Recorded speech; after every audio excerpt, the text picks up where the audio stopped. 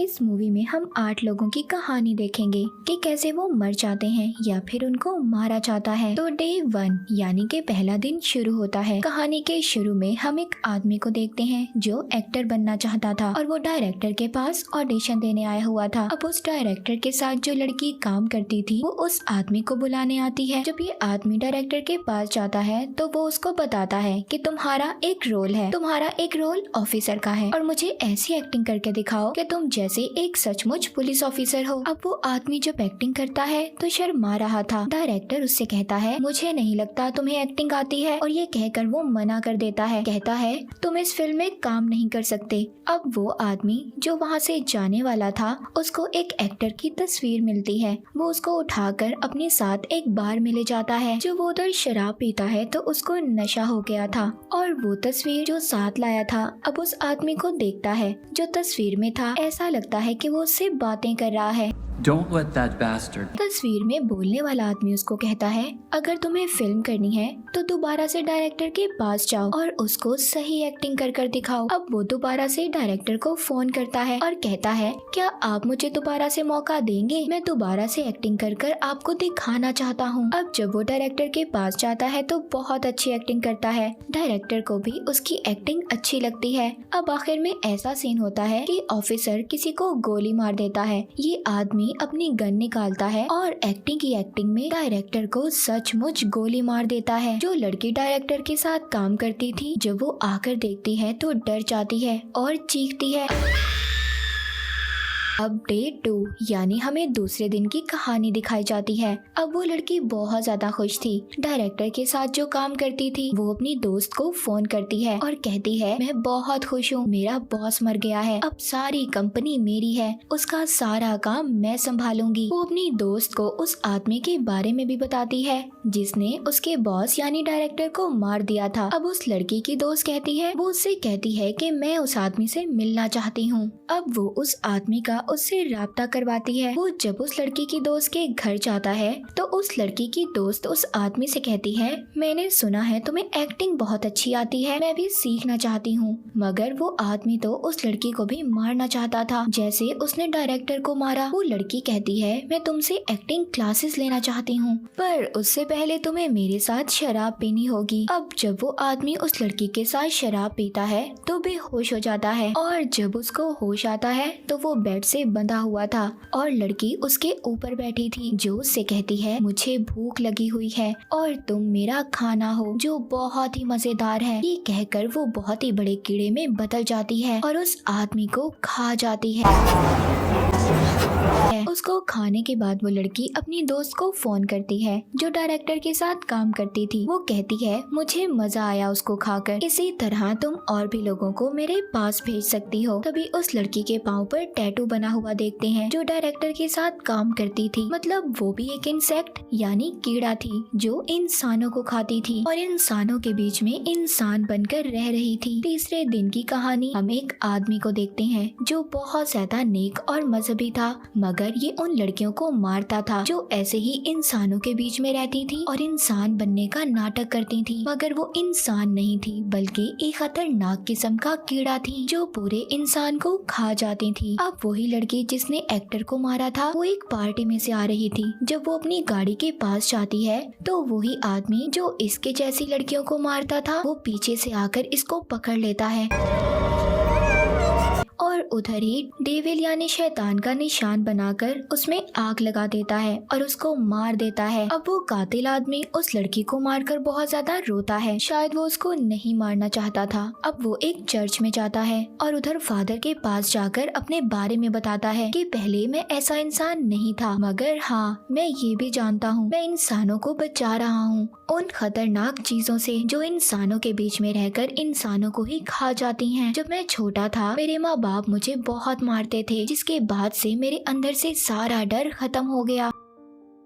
अब वहाँ पर फादर उसको कहते हैं फिक्र मत करो, सब ठीक हो जाएगा। जब वो फादर की तरफ देखता है तो वो शैतान में बदल जाता है, मतलब कि वो खुद एक शैतान था। डे 4 यानी चौथे दिन की कहानी दिखाई जाती है। वही आदमी जो कीड़े में बदलने वाली लड़कियों को मारता था, वो सड़क पर एक लड़की का पीछा कर रहा था और अचानक से एक आदमी गाड़ी से उतरता है और उसको बेहोश कर अपने घर ले जाता है। वो कातिल आदमी जो लड़कियों को मारता था, वो उस आदमी से पूछता है कि तुम मुझे यहाँ क्यों लेकर आए हो। I don't understand this. What is this shit? वो कहता है मैं तुम पर बहुत दिन से नजर रख रहा था, मैं जानता हूँ तुम मासूम लड़कियों को मारते हो। वो कातिल आदमी कहता है मैंने किसी को नहीं मारा। जब वो आदमी उसको बिजली के झटके देता है तो वो कातिल आदमी सारी सच्चाई बता देता है। कहता है हाँ मैंने ही सबको मारा है, पर तुम मुझे यहाँ क्यों लेकर आए हो। अब वो आदमी जो इसको अगवा कर लाया था, वो अपनी कहानी सुनाता है। वो कहता है मैंने अपनी बीवी से वादा किया था, मैं हमेशा उसका ख्याल रखूंगा और उसको जो भी जरूरत होगी उसको पूरा करने की कोशिश करूंगा। वो पूछता है तुम्हारी बीवी कहाँ पर है और मुझे क्यों बता रहे हो ये सब। वो कहता है मेरी बीवी को जी वायरस हो गया है, वो ज़ॉम्बी बन गई है, अब उसको खून चाहिए, इंसान का गोश्त चाहिए, इसीलिए मैं तुम्हें यहाँ पर लेकर आया हूँ ताकि वो तुम्हें खाकर अपनी भूख मिटा सके। तभी उस आदमी की बीवी इधर आ जाती है और उस आदमी का खून पीने लगती है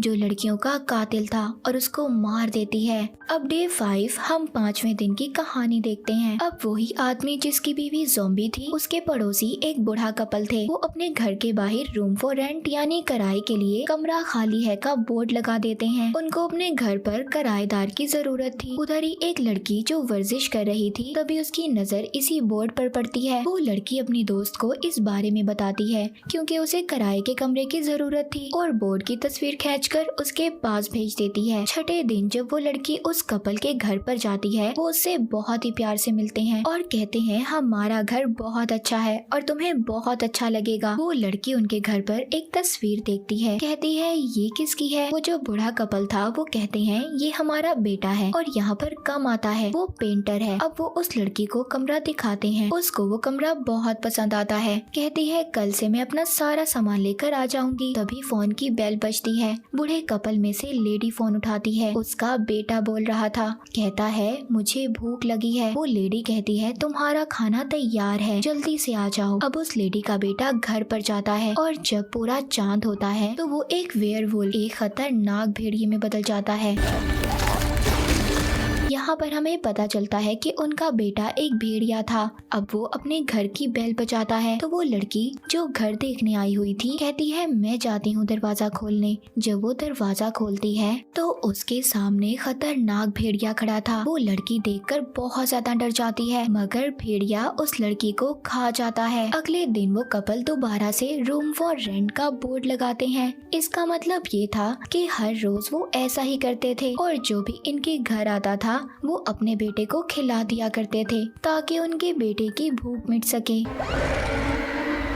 अब आता है डे 7 यानी कि 7वां दिन। यहाँ पर हमें उस बूढ़े कपल के बेटे के बारे में बताया जाता है। वो अपने माँ बाप से अलग रहता था और पेंटर था। उसके साथ 2 दोस्त होते हैं जो हमेशा उसके साथ रहते थे। उधर एक पेंटर की मौत हुई थी और ये सभी उसे देखने जाते हैं। अब उस बूढ़े कपल के बेटे को सामान मिलता है जो उसी मरे हुए पेंटर का था। उसमें एक किताब मिलती है। वो उस किताब में बहुत सारी तस्वीरें देखता है जो उसी पेंटर ने बनाई थी। वो अब खुद एक सफ़े पर अपनी बिल्ली की तस्वीर बनाने लगता है। तभी उसे दरवाजे पर आवाज आती है। जब वो देखता है तो उधर उसकी बिल्ली थी। वो उसको अंदर ले आता है और उसे खाना खिलाता है। तभी उस लड़के का दोस्त आता है जो उस बिल्ली को देखकर बहुत ज्यादा हैरान था। वो कहता है ये कैसे वापस आ सकती है, ये तो गुम हो गई थी। वो कहता है मैं भी नहीं जानता, बस मैंने इस किताब पर तस्वीर बनाई और ये वापस आ गई। उसका दोस्त कहता है मुझे लगता है ये कोई जादुई किताब है, ठीक है हम इसको चेक करते हैं, तुम इस पर नोटों की तस्वीर बनाओ। और जब वो ऐसा करता है तो उसको सचमुच बहुत सारे पैसे मिलते हैं। अब उसका दोस्त कहता है कि इसमें जो कुछ भी बनाना ध्यान से बनाना क्योंकि सब कुछ असल हो जाता है। ये कहकर वो वहाँ से चला जाता है। अब वो लड़का उसमें एक लड़की की तस्वीर बनाता है जो उसे छोड़कर चली गई थी। उसने ऐसा इसलिए किया था ताकि वो वापिस आ सके। तभी उसकी बेल बजती है। उसको ऐसा लगता है कि शायद वो लड़की वापस आ गई है। साथ ही वो अपने दोस्त से फोन पर बात भी कर रहा था। उसको सब कुछ बता देता है। जब वो दरवाजा खोलने जा रहा था, उसका दोस्त उसे मना करता है कि दरवाजा मत खोलना। अब उसका दोस्त बताता है कि जिस लड़की की तुमने तस्वीर बनाई जो तुम्हारी जिंदगी से जा चुकी है, उसकी तो 1 साल पहले मौत हो गई थी और मैंने ये बात तुमसे छुपाई ताकि तुम्हें कुछ बुरा न लगे, तुम्हें दुख ना हो। अब वो लड़का बहुत ही ज्यादा डर गया था। तभी जब वो दरवाजा खोलता है, तभी उस लड़की की आत्मा थी जो मर चुकी थी, उस पर हमला कर देती है। उस लड़के का दोस्त आकर जब देखता है तो वो मर चुका था।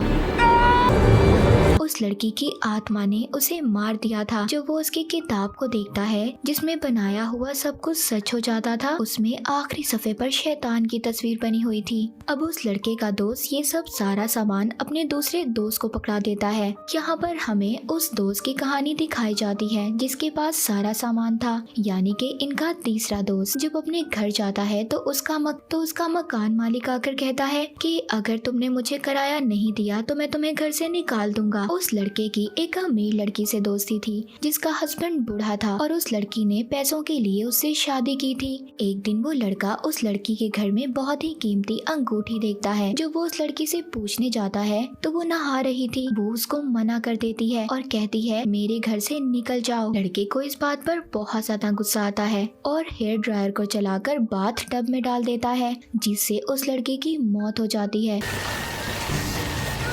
और खुद वो अंगूठी चुराकर भाग जाता है। अब वो एक दुकान पर जाता है उस अंगूठी को बेचने। दुकान का मालिक पूछता है आखिर इतनी कीमती अंगूठी तुम्हारे पास कहाँ से आई, जिस पर वो उससे कहता है ये मेरे दादा की है। अब उधर दुकान का मालिक कहता है मैं जानता हूँ तुम इसको चोरी कर लाए हो, चलो तुम मेरे साथ एक गेम खेलो, अगर तुम जीत गए तो मैं तुम्हें $10,000 दूंगा। जब वो हाँ बोलता है तभी उधर वो शैतान की तस्वीर देखता है और डर जाता है। उसे समझ नहीं आती कि आखिर वो किधर आया है। ये दुकान के मालिक की तरफ देखता है तो वो शैतान में बदल चुका था और उससे कहता है मेरी दुनिया में तुम्हारा स्वागत है, और उसको जहन्नुम में गिरा देता है, जिससे वो वहीं पर मर जाता है। आखिर में हमें इस कहानी में बताया जाता है कि जिसने भी जिसके साथ गलत किया उसके साथ भी गलत हुआ, यानी कि उसको उसकी सजा जरूर मिली। और इसी के साथ ये मूवी यहीं पर खत्म हो जाती है।